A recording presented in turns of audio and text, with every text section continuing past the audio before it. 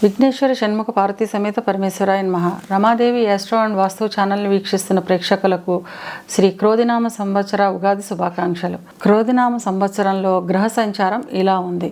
మనం చెప్పుకునేవి సంవత్సర ఫలితాలు కనుక పెద్ద గ్రహాలైన గురువు, శని, రాహు, కేతువుల స్థితి, యుతి, గతుల ఆధారంగా సంవత్సర ఫలితాలు ఉంటాయి. గురువు మేషరాశిలో సంచారం చేస్తూ మే 1వ తేదీన వృషభ రాశిలోకి ప్రవేశిస్తాడు. ఈ సంవత్సరం అంతా వృషభ రాశిలోనే సంచారం చేస్తాడు. శని తన స్వక్షేత్రమైన కుంభంలో సంచారం చేస్తాడు. రాహు మీనంలోను, కేతువు కన్యలోను సంచారం చేస్తున్నారు. ఈ గ్రహస్థితిని ఆధారంగా చేసుకుని కర్కాటక రాశి వారికి శ్రీ క్రోధినామ సంవత్సర ఫలితాలు ఎలా ఉన్నాయి, చిన్న చిన్న పరిహారాలు ఏం చేసుకోవాలో చూద్దాం. పునర్వసు 4వ పాదము, పుష్యమి 1, 2, 3, 4 పాదాలు, ఆశ్లేష 1, 2, 3, 4 పాదాలు కలిపి కర్కాటక రాశిలో ఉంటాయి. కర్కాటక రాశికి అధిపతి చంద్రుడు.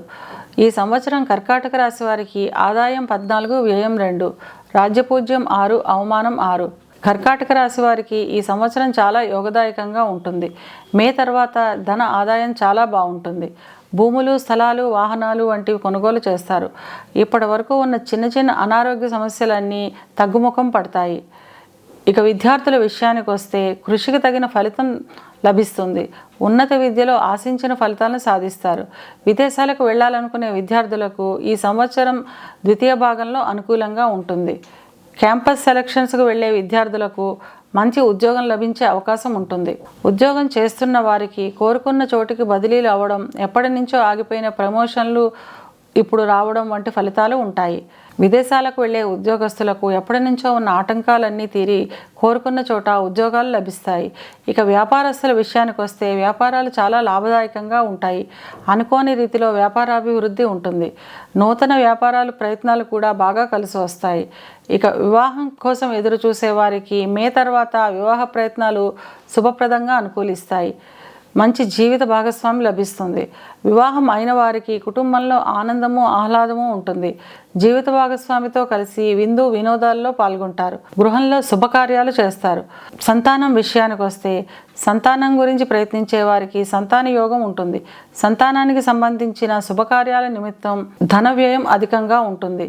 కుటుంబ పరంగా శుభ ఫలితాలు ఉంటాయి. గృహాలు, వాహనాలు వంటివి కొనుగోలు చేస్తారు.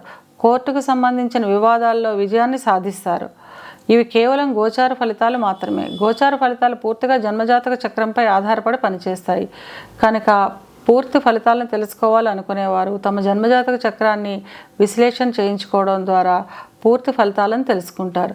జన్మజాతక చక్రాన్ని విశ్లేషణ చేయించుకోవాలి అనుకునేవారు ఈ క్రింది నెంబర్కి వాట్సాప్ చేసి కన్సల్టేషన్ తీసుకోండి. కర్కాటక రాశి వారికి అనుకూలతను పెంచుకోవడానికి, ప్రతికూలతను తగ్గించుకోవడానికి పడమరకు దిక్కును తిరిగి హనుమాన్ చాలీస్ పారాయణం చేయడం వల్ల అంతా మంచే జరుగుతుంది.